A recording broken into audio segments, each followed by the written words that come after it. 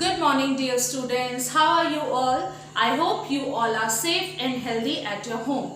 Today we are going to start a new lesson, Respiration in Organisms, which is lesson number 10 of class 7.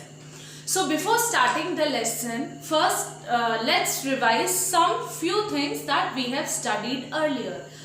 We have studied that when we take food, जब हम खाना खाते हैं, food लेते हैं, तो हम जो फूड है उसमें से हमें न्यूट्रिएंट्स मिलते हैं.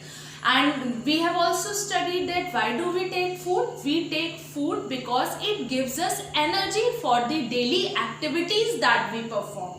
जो अलग अलग हम एक्टिविटीज करते हैं, वॉकिंग, रनिंग, एक्सरसाइज जो हम करते हैं, स्लीपिंग और किसी से बातें करना, स्टडिंग, सबके लिए एनर्जी की ज़रूरत है. तो ये जो एनर्जी होती है ये हमें कहाँ से मिलती है? ये हमें फूड से मिलती है.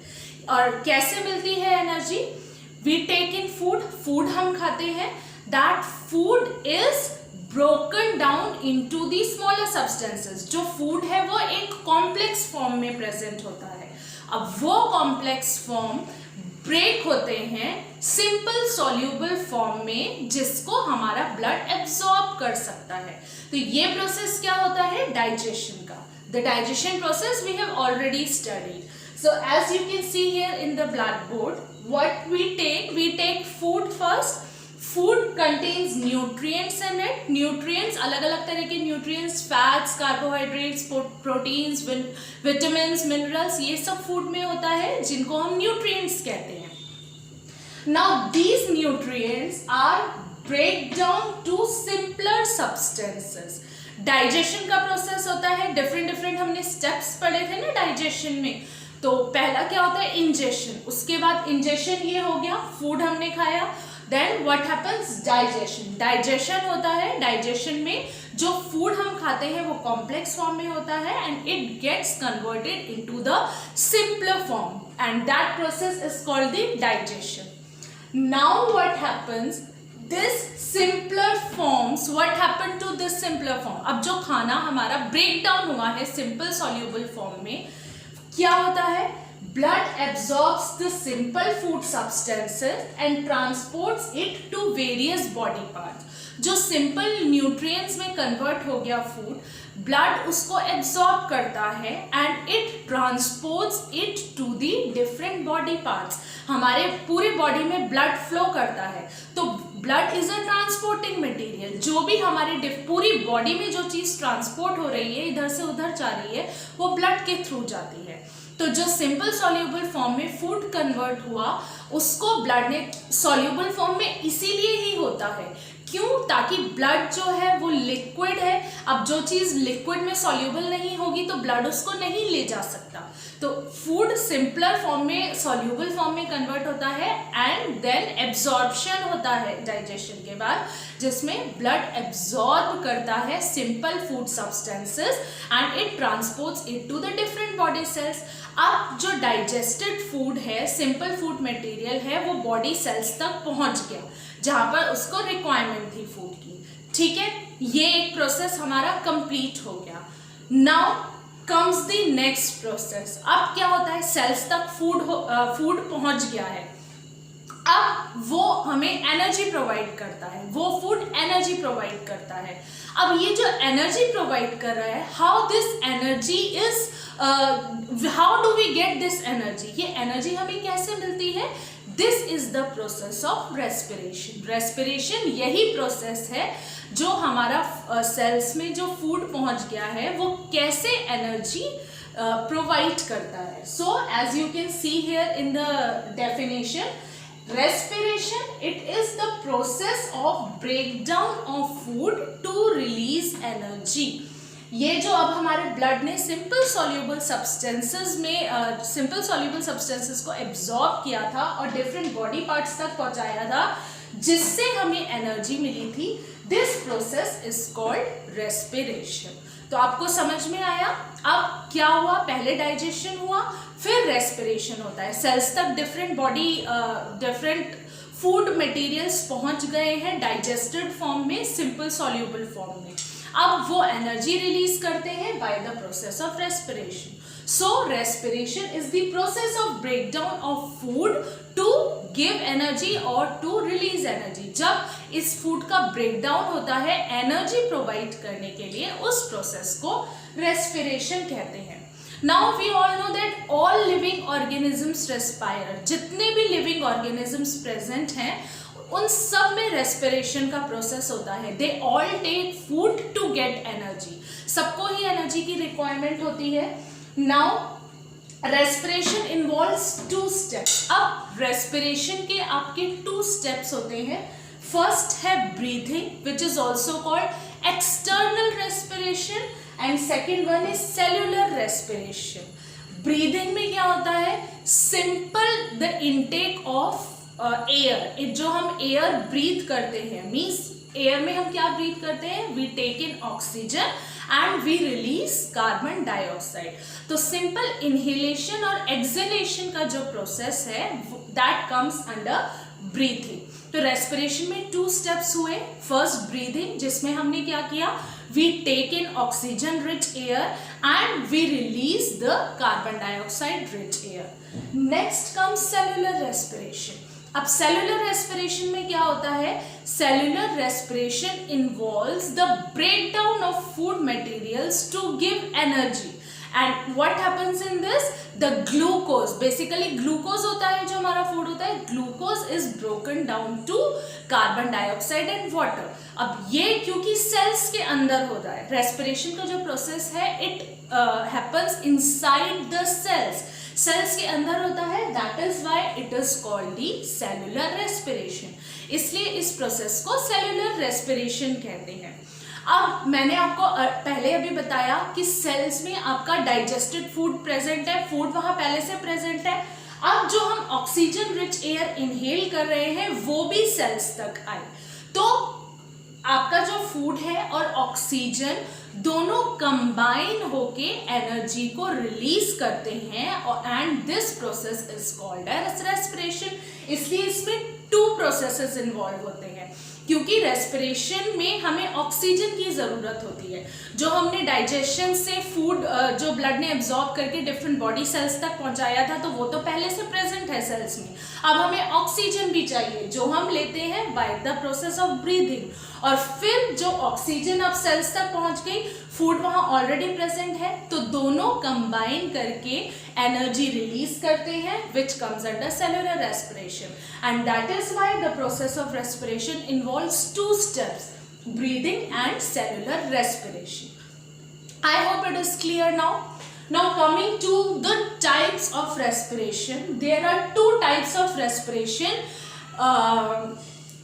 which is dependent on the availability or non-availability of oxygen.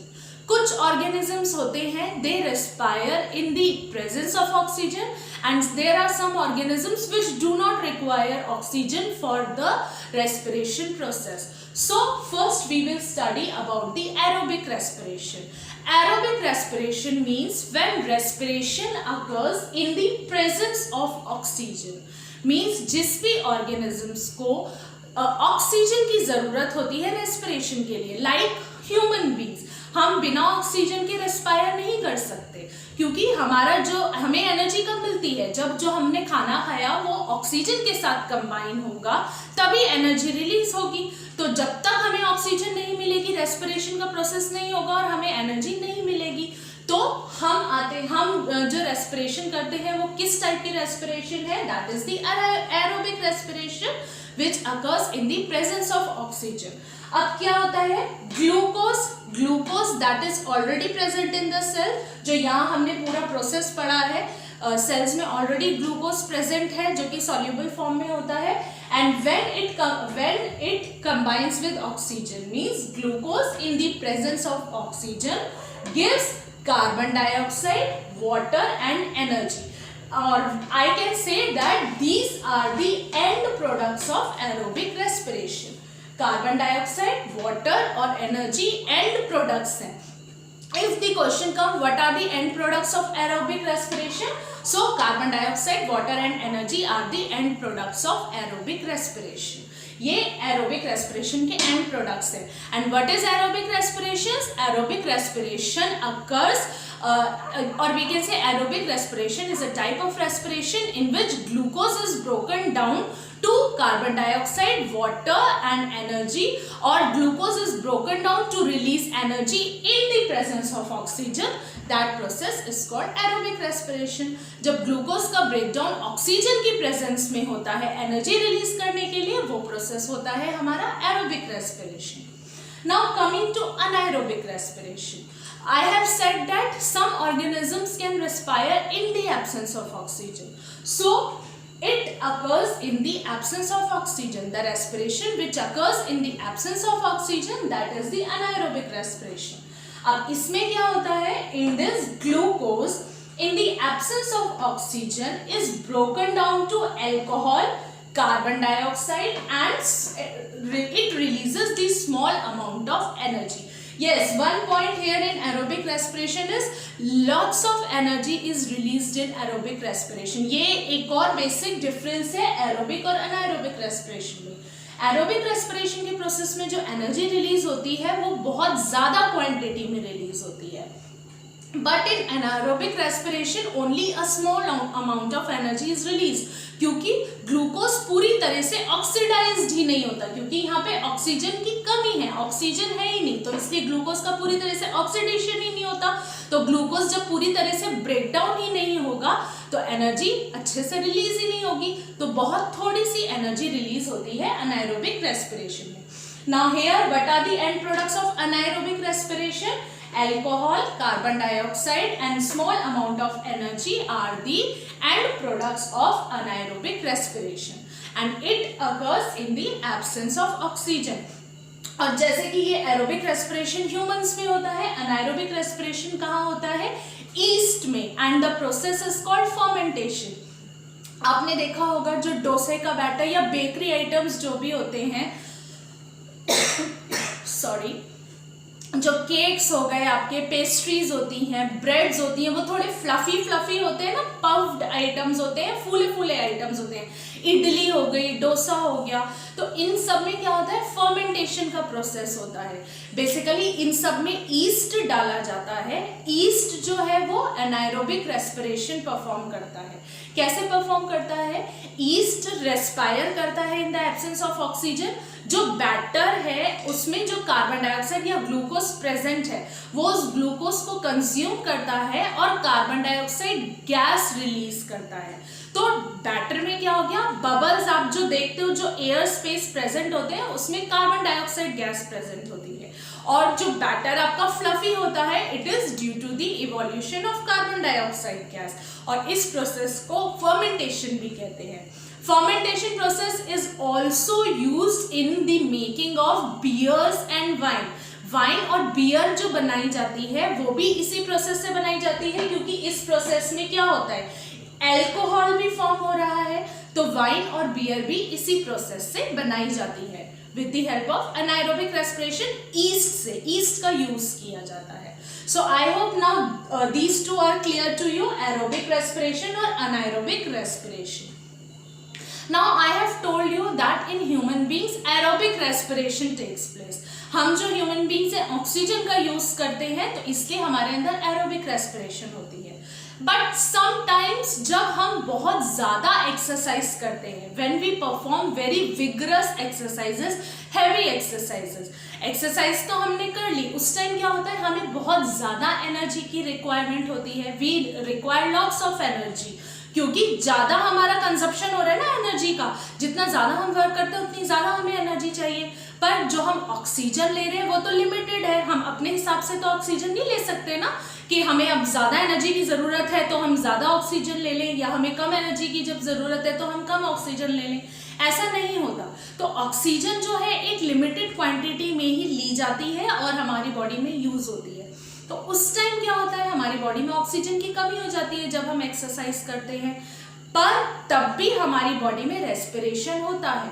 अब वो रेस्पिरेशन जब हमारी बॉडी में इन दी लैक ऑफ ऑक्सीजन, और वी कैन से जब ऑक्सीजन की कमी होती है, उस टाइम जो रेस्पिरेशन होती है कहते हैं हम उसे एनाएरोबिक रेस्पिरेशन, और ये बेसिकली कहाँ होती है, मसल सेल्स में होती है इन ह्यूमन बींग्स।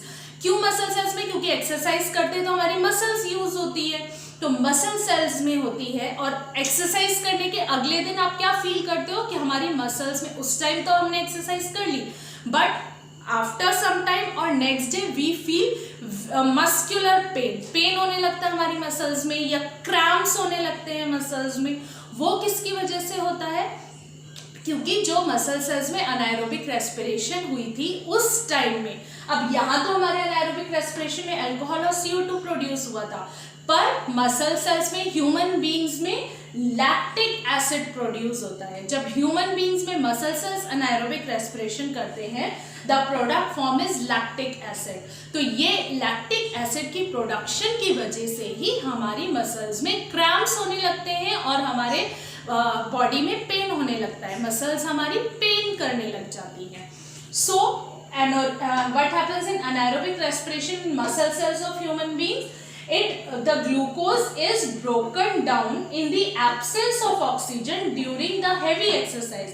जब हम बहुत ज़्यादा एक्सरसाइज करते हैं उस टाइम ग्लूकोज ब्रेक डाउन होता है, ऑक्सीजन की कमी होती है, तो in the absence of oxygen और lack of oxygen glucose is broken down to lactic acid and it releases the small amount of energy. Energy भी स्मॉल अमाउंट में रिलीज होती है, लैक्टिक एसिड प्रोड्यूस होता है, and due to the production of this lactic acid only the muscles start paining. I hope आपको video अच्छे से समझ में आया होगा। आज हमने क्या पढ़ा, रेस्पिरेशन क्या होता है, रेस्पिरेशन के प्रोसेस में क्या होता है। बेसिकली फूड का ब्रेकडाउन होता है एनर्जी रिलीज करने के लिए। 2 स्टेप्स होते हैं रेस्पिरेशन के प्रोसेस में, फर्स्ट होता है ब्रीदिंग, सेकेंड होता है सेलुलर रेस्पिरेशन। 2 टाइप्स के रेस्पिरेशन है, aerobic respiration which occurs in the presence of oxygen, and the end products of aerobic respiration are CO2, carbon dioxide plus water and lots of energy. Now second is anaerobic respiration which occurs in the absence of oxygen in yeast में होती है ये। अब इसमें क्या होता है, the glucose is broken down to alcohol, carbon dioxide and the small amount of energy is released. एक टाइप की एनाएरोबिक रेस्पिरेशन हमारे मसल सेल्स में भी होती है ह्यूमंस में, when we exercise a lot. जब हम बहुत ज़्यादा फिजिकल एक्सरसाइज करते हैं तो हमारी मसल्स पेन होने लगती है, क्रैम्प्स होने लगते हैं मसल्स में। Why? Due to the production of lactic acid. उस केस में ग्लूकोज ब्रेकडाउन होता है मसल सेल्स में लैक्टिक एसिड में, and it releases the small amount of energy. So I hope now it is clear to you. So this is all for today. Thank you and have a very nice day.